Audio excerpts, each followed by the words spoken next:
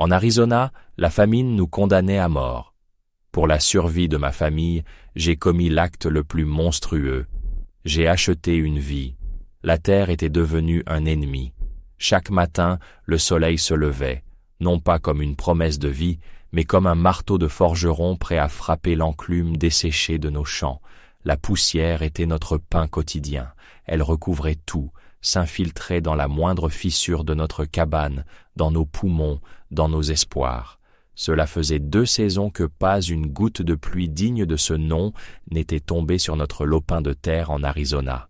Mes plants de maïs, autrefois fiers et verts, n'étaient plus que des squelettes jaunis, claquant au gré du vent chaud comme les os d'un mort. Mon nom est Elias Thorne. Je ne suis pas un homme compliqué. Tout ce que j'ai toujours voulu, c'est un morceau de terre à moi, une femme aimante, et de quoi nourrir ma famille. J'avais les 2 premiers.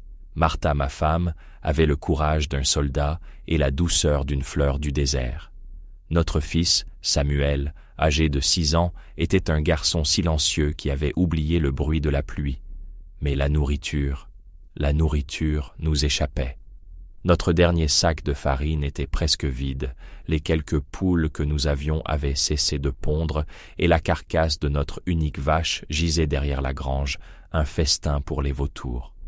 Chaque soir, je voyais le visage de Martha se creuser un peu plus. Je voyais la faim dans les yeux de mon fils, une faim patiente et terrifiante qui me tordait les entrailles.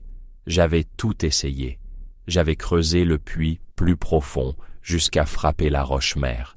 J'avais chassé le peu de gibier qui n'avait pas encore fui cette terre maudite, revenant le plus souvent, les mains vides, le cœur lourd. L'échec était un goût amer et constant dans ma bouche.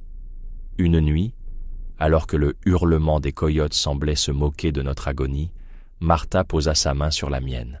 « Elias, dit-elle, d'une voix faible mais ferme, il faut que tu ailles à Redemption, il faut que tu achètes du grain, c'est notre seule chance.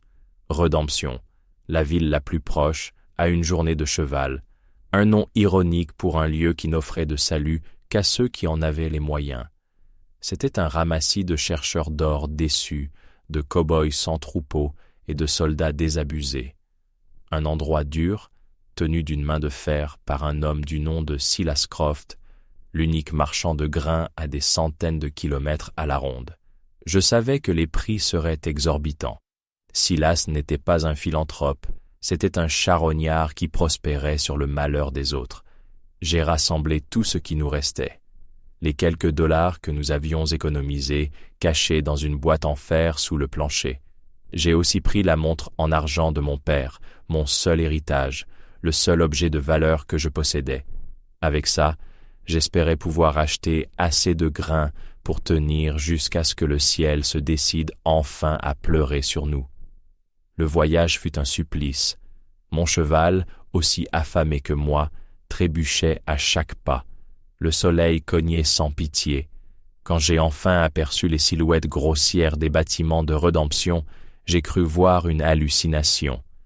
La ville était telle que, dans mes souvenirs, une unique rue poussiéreuse, bordée de façades en bois brut, un salon d'où s'échappait une musique discordante et des rires gras, et au bout, le grand magasin de Silas, qui ressemblait plus à une forteresse qu'à un commerce.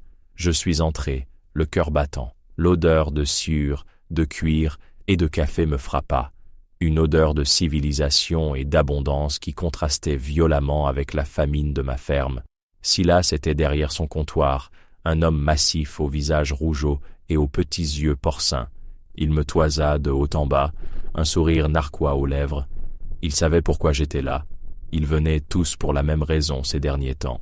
« Du grain, Thorne » lança-t-il avant même que j'aie pu ouvrir la bouche.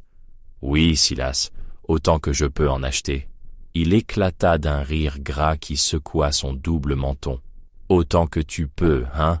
Le prix a changé, tu sais. La demande et l'offre, mon ami. C'est la loi du commerce. » Il annonça un prix si élevé que le souffle me manqua. C'était 3 fois le tarif habituel. C'était du vol pur et simple. J'ai posé sur le comptoir tout mon argent. Il le compta avec un mépris non dissimulé. Ça te paiera à peine un demi-sac, Thorn, de quoi nourrir tes poulets pendant 1 semaine, si tu en as encore. La gorge nouée, j'ai sorti la montre de mon père de ma poche. La lumière se refléta sur le boîtier en argent gravé. « Prends ça en plus, dis-je, la voix rauque. C'est de l'argent massif. Elle vaut bien plus que ce que je te demande. » Silas la prit, la soupesa dans sa paume graisseuse, l'ouvrit et la referma avec un claquement sec. Puis, il la laissa tomber sur le comptoir comme si c'était un caillou sans valeur. Les souvenirs ne remplissent pas le ventre, Thorn. Reviens quand tu auras de l'argent, du vrai. Je suis resté là, anéanti, le regard fixé sur la montre de mon père. L'humiliation était une bile brûlante qui me remontait dans la gorge. Je suis sorti en chancelant, le soleil m'aveuglant. J'avais échoué. J'allais devoir rentrer les mains vides et regarder ma famille mourir de faim. Assis sur le porche du magasin, la tête entre les mains, le désespoir m'a submergé. C'était fini, il n'y avait plus d'issue. C'est alors qu'une ombre s'est projetée sur moi. J'ai levé les yeux. Un homme dégingandé, au visage buriné et aux yeux fureteurs, se tenait devant moi. Il portait un long cache-poussière et un chapeau crasseux. Je l'avais déjà vu en ville, un chasseur de primes ou quelque chose du genre, un homme qui vivait dans les marges de la loi. Il s'appelait Jedediah. « Silas t'a plumé, on dirait, » dit-il d'une voix sifflante. « C'est une sangsue. » Il se nourrit de la misère des braves gens. Je n'ai pas répondu. À quoi bon? Il s'accroupit à ma hauteur. Son haleine sentait le whisky et le tabac à chiquer. « Peut-être que tu cherches pas la bonne chose, l'ami. Le grain, ça se mange, et puis c'est fini. Mais il y a des investissements qui durent plus longtemps, des solutions plus créatives. » Je l'ai regardé sans comprendre. De quoi parlait-il? « Viens avec moi, » dit-il en se relevant. « J'ai quelque chose à te montrer, quelque chose qui pourrait régler tous tes problèmes. » Intrigué et n'ayant plus rien à perdre, je l'ai suivi. Il m'a conduit derrière le bureau du shérif, vers un petit enclos en bois, celui où l'on parquait habituellement les chevaux volés en attendant leur propriétaire. Mais ce n'était pas un cheval qui se tenait là. C'était une femme apache. Elle était grande, la peau cuivrée, les cheveux noirs comme l'aile d'un corbeau attachés dans son dos. Elle portait une simple tunique en peau de daim, usée et déchirée par endroits. Ses pieds étaient nus et couverts de poussière. Mais ce qui m'a frappé, c'était son regard, des yeux noirs, profonds, qui ne montraient ni peur, ni soumission. Elle nous regardait, Jedediah et moi, avec une fierté farouche, indomptable, comme si nous étions nous, les prisonniers. Capturés la semaine dernière lors d'une escarmouche près de la rivière Gila, murmura Jedediah. Son mari et les autres guerriers ont été tués. C'est une veuve. Elle connaît cette terre mieux que toi et moi réunis. Elle sait où trouver de l'eau quand les puits sont à sec. Elle sait quelles racines on peut manger, quels insectes peuvent vous maintenir en vie. Elle est plus résistante que ton meilleur cheval et elle travaille plus dur que n'importe quel ouvrier. Je le fixais, horrifié, commençant à comprendre l'atrocité de sa proposition. « Qu'est-ce que tu veux dire, Jedediah » Il a craché sa chique de tabac dans la poussière et a souri, dévoilant des dents jaunies. « Je veux dire que pour le prix d'un sac de grains, tu n'achètes pas une esclave, mon ami. Tu achètes la survie. » Mon regard a croisé le sien, celui de la femme captive. Dans ses yeux noirs, je n'ai vu ni peur, ni haine. Juste un vide immense, le reflet du désert qui nous avait tous brisés, et dans ma main, les quelques pièces qui me restaient semblaient soudain peser le poids d'un monde. Le mot de Jedediah résonnait dans le vide de mon crâne, la survie. C'était un mot simple, mais qui justifiait les pires actes. Je regardais la femme. Elle n'a pas scié. Elle se tenait droite, comme un chêne solitaire au milieu d'une plaine dévastée. Dans ma tête, les visages de Martha et Samuel se superposaient aux siens. Leurs joues creuses, leurs lèvres sèches. La survie. Je n'achetais pas une personne, me suis-je dit dans un murmure silencieux pour étouffer ma conscience. Je n'achetais pas une esclave, j'achetais du temps, j'achetais une chance, aussi infime soit-elle, pour que mon fils ne meure pas de faim. J'ai sorti les quelques pièces qui me restaient, la sueur de mon front se mêlant à la crasse de ma paume. Je les ai tendues à Jedédia. Il les a arrachées de ma main avec un grognement satisfait sans même les compter. Il a ensuite détaché une corde qui liait les poignets de la femme et m'a tendu l'autre extrémité. Le contact du chanvre rêche contre ma peau m'a fait l'effet d'une brûlure. J'étais devenu un marchand d'hommes. Non, pire, un homme qui troque la liberté d'un autre contre une poignée de haricots. Elle s'appelle pas, pour ce que j'en sais, a craché Jedédia, mais elle comprendra vite qui est le maître. Faut juste lui montrer. Il m'a donné une tape dans le dos, un geste qui se voulait amical mais qui me révulsait. Je n'ai pas répondu. J'ai tiré doucement sur la corde. La femme m'a suivi sans un mot, sans une once de résistance. Son silence était plus lourd et plus accusateur que n'importe quel cri. Le voyage de retour a été le plus long de ma vie. Le soleil tapait, mais ce n'était rien comparé au feu qui me rongeait de l'intérieur. La femme marchait derrière mon cheval, le pas régulier, infatigable. De temps en temps, je jetais un regard par-dessus mon épaule. Son visage restait impassible, ses yeux fixés sur l'horizon, comme si elle voyait quelque chose au-delà de cette terre désolée, quelque chose que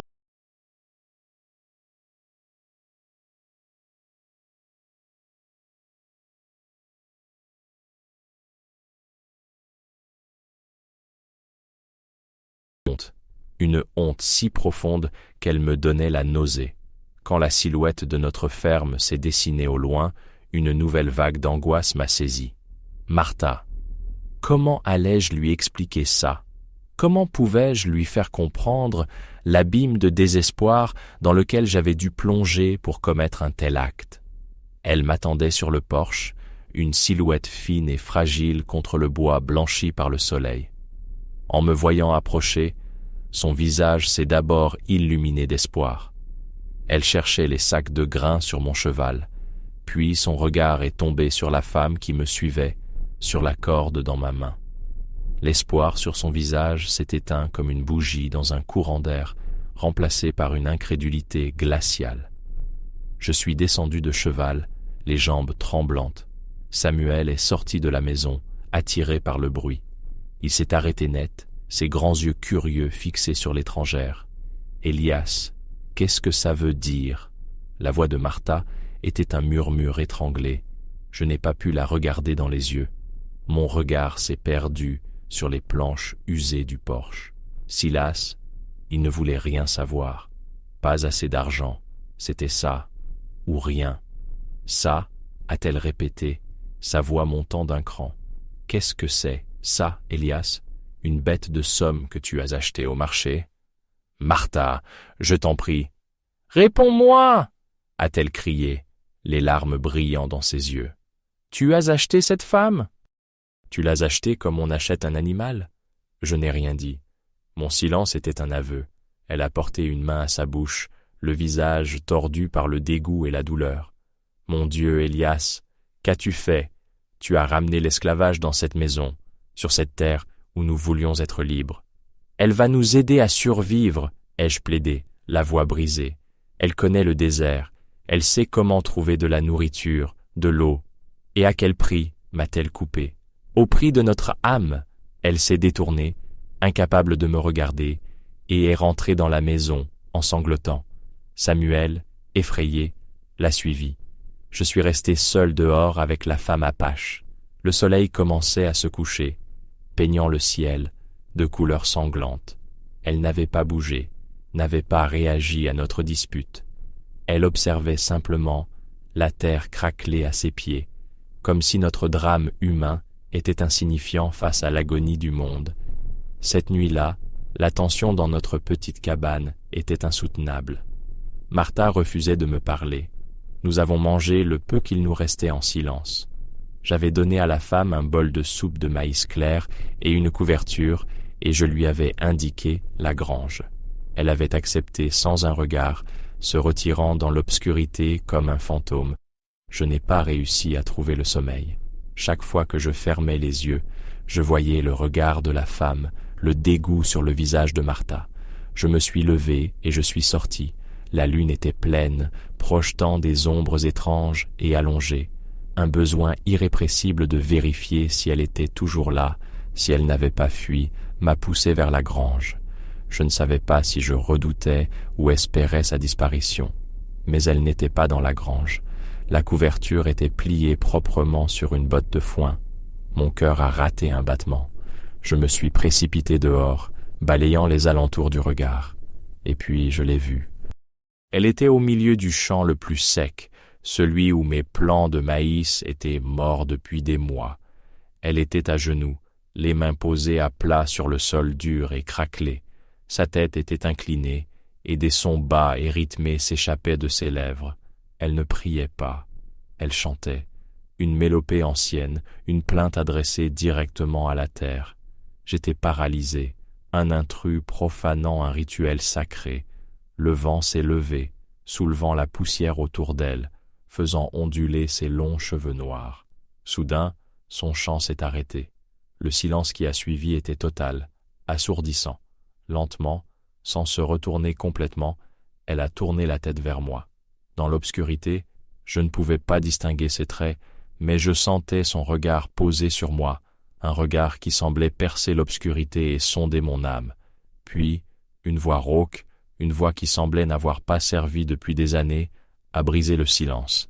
Elle a prononcé un seul mot, un mot dans un anglais parfait et sans accent, un mot qui a fait geler le sang dans mes veines.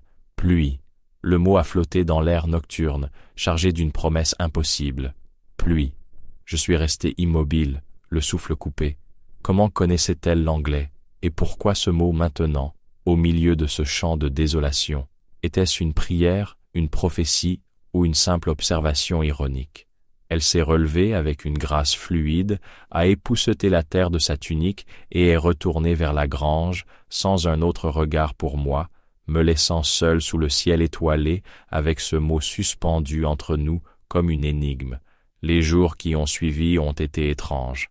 Un équilibre fragile s'est installé dans notre foyer brisé. Martha m'ignorait, ne m'adressant la parole que pour le strict nécessaire. Elle traitait la femme Apache, que nous n'avions toujours pas nommée, avec une froide courtoisie, comme on traite une invitée non désirée. Elle lui donnait sa part de nourriture, s'assurait qu'elle avait de l'eau, mais refusait de croiser son regard. C'était sa façon de protester, de me rappeler chaque jour la ligne que j'avais franchie. La femme, de son côté, était une présence silencieuse et industrieuse. Elle n'attendait pas qu'on lui donne des ordres. Dès le lever du soleil, elle était à l'œuvre. Elle n'a pas essayé de faire revivre mes champs morts. Au lieu de cela, elle parcourait les étendues arides autour de la ferme avec un panier qu'elle avait tressé elle-même à partir de yucca. Chaque soir, elle revenait avec des choses que je n'aurais jamais cru comestibles, des racines noueuses qu'elle faisait bouillir jusqu'à ce qu'elles soient tendres, des gousses de mesquite qu'elle broyait en une farine sucrée, des larves dodues qu'elle faisait griller sur le feu et que, à ma grande surprise, Samuel dévorait avec appétit. Elle trouvait des sources de vie là où je ne voyais que la mort. Un après-midi, je l'ai suivie à distance, curieux. Je l'ai vue s'arrêter près d'un cactus qui me semblait parfaitement ordinaire.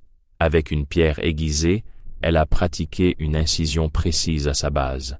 Un liquide clair, presque comme de l'eau, a commencé à s'écouler. Elle a placé une écuelle en argile qu'elle avait façonnée et fait sécher au soleil pour recueillir le précieux liquide. Elle possédait une connaissance de cette terre qui tenait de la magie. Elle ne la combattait pas, comme je l'avais fait. Elle l'écoutait, elle dialoguait avec elle. Lentement, imperceptiblement, la faim a reculé. Nos estomacs n'étaient plus constamment noués par le manque. Ce n'était pas l'abondance, loin de là, mais c'était la survie qu'on m'avait promise. Et pourtant, la honte ne me quittait pas. Je la voyais dans les yeux de Martha. Je la sentais dans le silence de la femme qui nous nourrissait. Un soir, Alors que nous mangions ce repas étrange fait de racines et d'insectes, Martha a finalement craqué. Elle a posé sa fourchette et a regardé la femme apache droit dans les yeux pour la première fois. « Comment vous appelez-vous » a-t-elle demandé. Sa voix était tendue, mais dénuée de la colère des premiers jours. La femme a mâché lentement avant d'avaler. Elle a essuyé sa bouche du revers de la main. « Mon peuple m'appelle Nalin » a-t-elle dit. Sa voix était grave et posée. « Nalin » a répété Martha, comme pour tester le mot sur sa langue. « Ça veut dire quelque chose ?»« Gentille » a répondu Nalin, avant de baisser les yeux vers son assiette. Le mot a eu l'effet d'une gifle. Gentille. Cette femme, arrachée à son peuple, veuve, achetée comme du bétail, s'appelait Gentille. Martha a blêmi et a quitté la table sans un mot. Cette nuit-là, je l'ai entendue pleurer doucement dans notre lit. Les semaines passaient. Nalin est devenue une partie intégrante de notre quotidien. Elle a appris à Samuel à reconnaître les traces des animaux, à fabriquer de petits pièges. Le garçon, qui était devenu si renfermé, a commencé à la suivre partout, un sourire timide éclairant parfois son visage. Il l'appelait par son nom. Entre eux, un lien muet se tissait, un lien qui me mettait mal à l'aise et me remplissait d'une jalousie irrationnelle. Un matin, je travaillais à réparer une clôture quand Nalin s'est approchée. Elle tenait dans sa main une flèche brisée, la pointe en silex encore intacte. « Votre puits est mort », a-t-elle déclaré sans préambule. Ce n'était pas une question. La terre en dessous est malade, l'eau ne reviendra pas. J'ai soupiré, passant une main lasse sur mon visage. Je sais, j'ai creusé aussi profond que je le pouvais. Vous creusez avec vos bras, a-t-elle dit. Il faut creuser avec vos oreilles.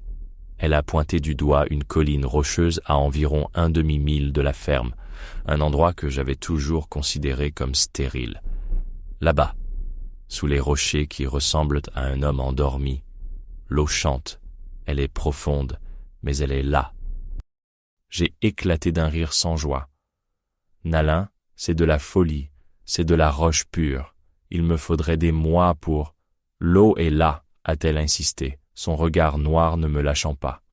Quand la lune sera pleine de nouveau, le ciel pleurera, mais la terre boira tout. Si vous n'avez pas de puits, vous perdrez toute l'eau du ciel. Comment peux-tu savoir qu'il va pleuvoir ? Ai-je demandé, sceptique. Pour toute réponse, elle a levé un doigt vers le ciel d'un bleu immaculé et implacable. Le ciel me l'a dit. Son assurance était déconcertante. Les histoires de son peuple, leurs légendes, leur connexion avec la nature, tout cela me semblait être des contes pour enfants.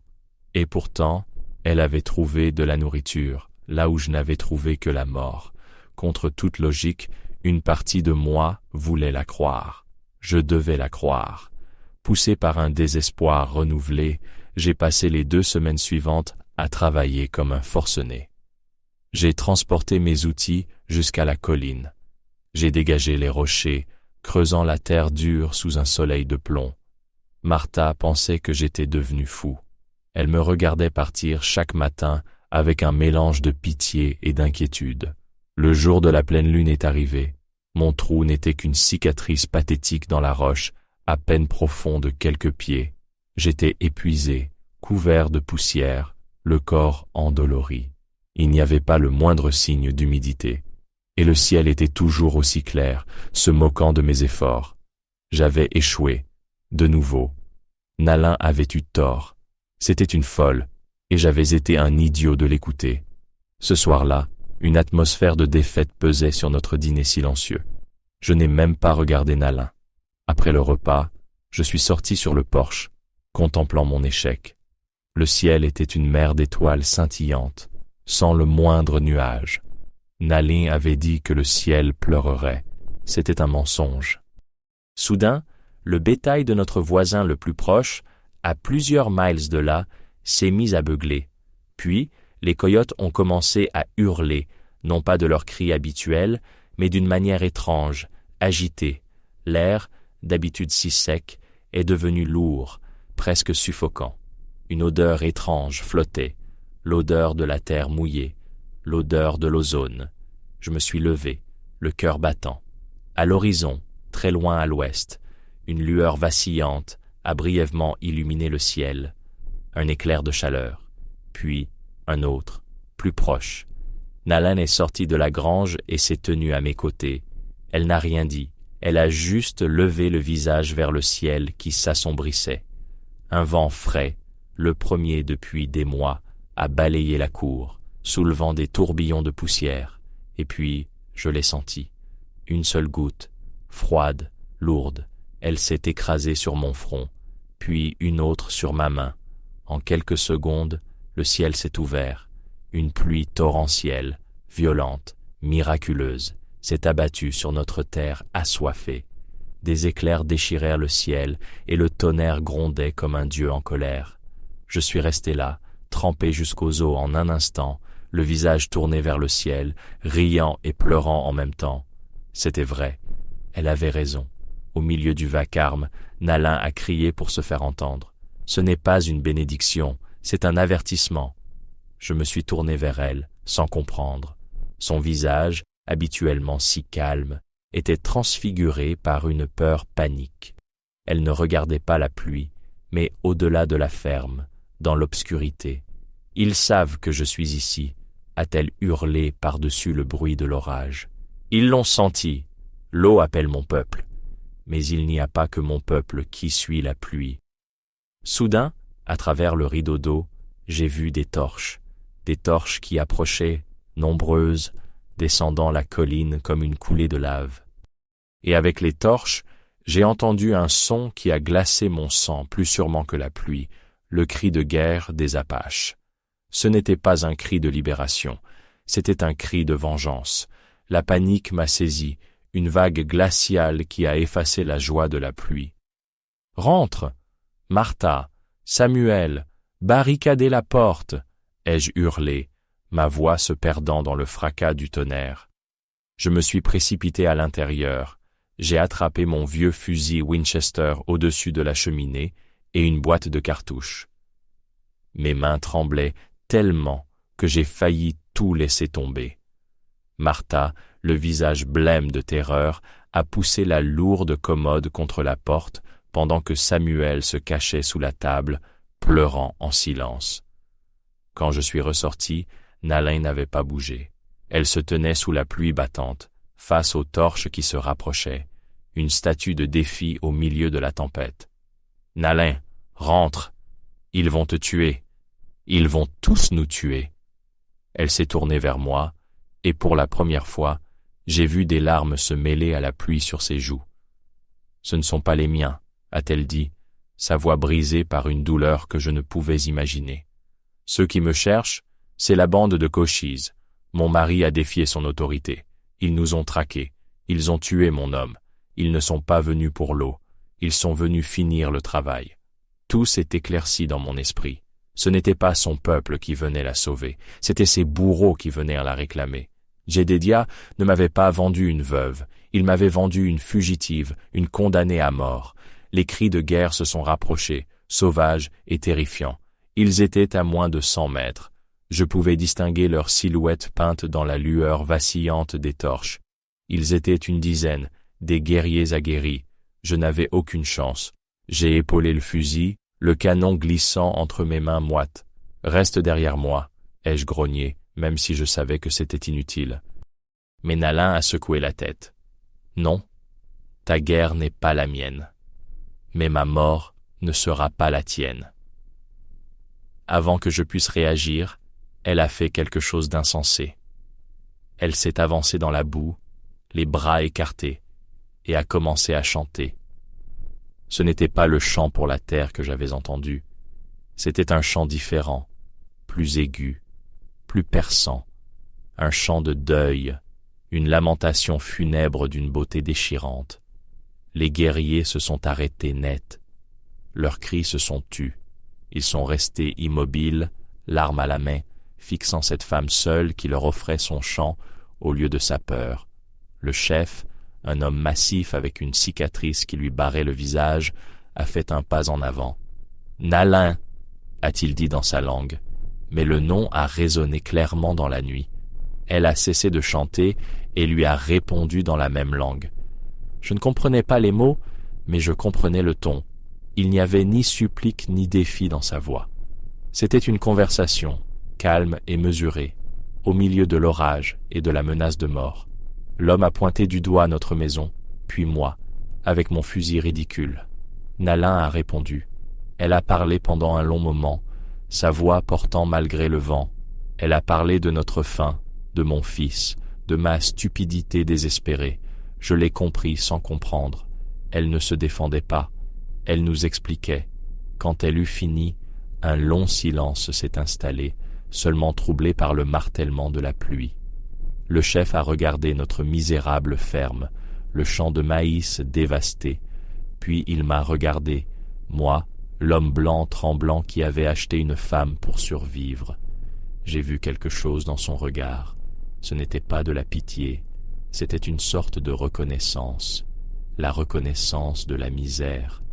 Il a vu que je n'étais pas un ennemi puissant, mais un autre homme brisé par cette terre impitoyable.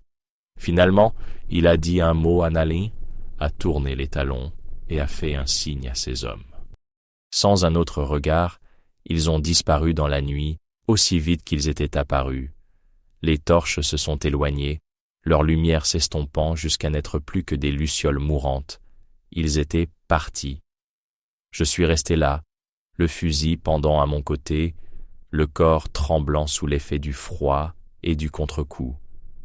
Nalin est revenue lentement vers moi. « Qu'est-ce que tu leur as dit ?» ai-je demandé, la voix rauque. « Je leur ai dit la vérité, » a-t-elle répondu simplement.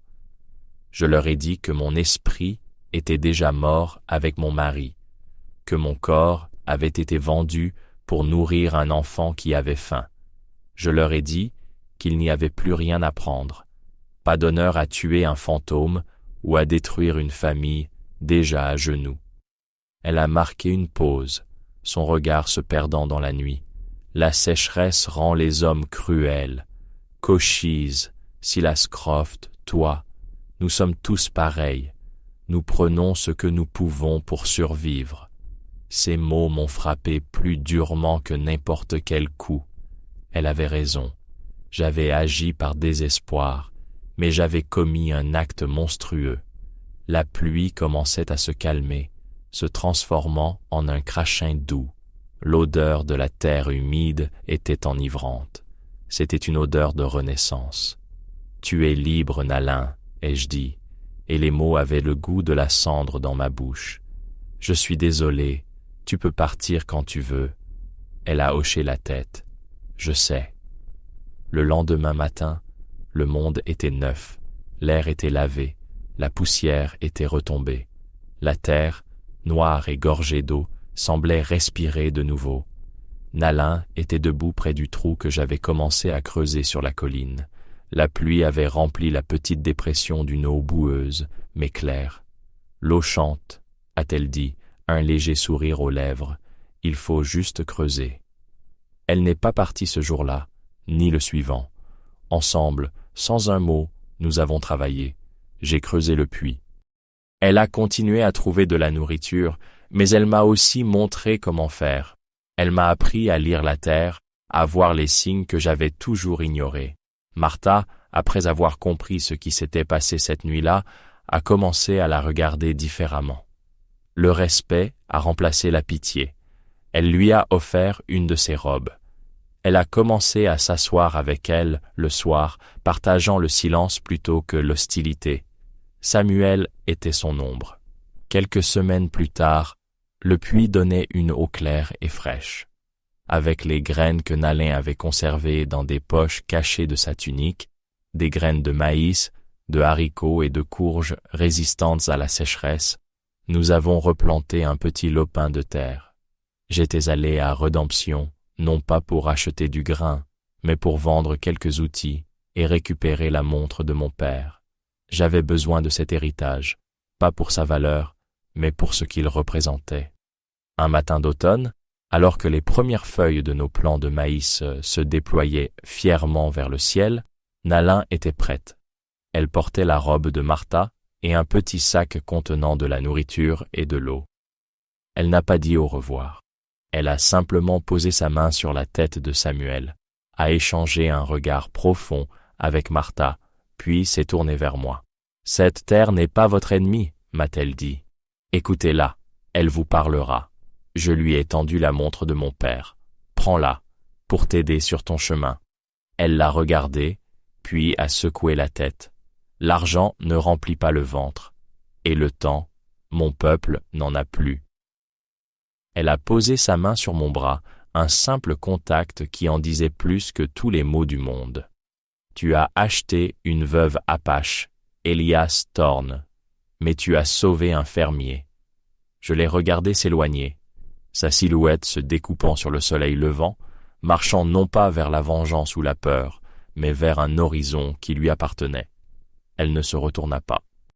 Je suis resté là, à côté de ma femme et de mon fils, regardant notre champ renaître. J'étais venu chercher du grain, un remède temporaire à un problème immédiat. Mais j'avais trouvé bien plus. J'avais trouvé une leçon, une rédemption et une nouvelle façon de voir ce monde qui nous avait presque détruits. La terre était toujours dure, mais elle n'était plus mon ennemi. C'était ma partenaire, et je lui devais tout.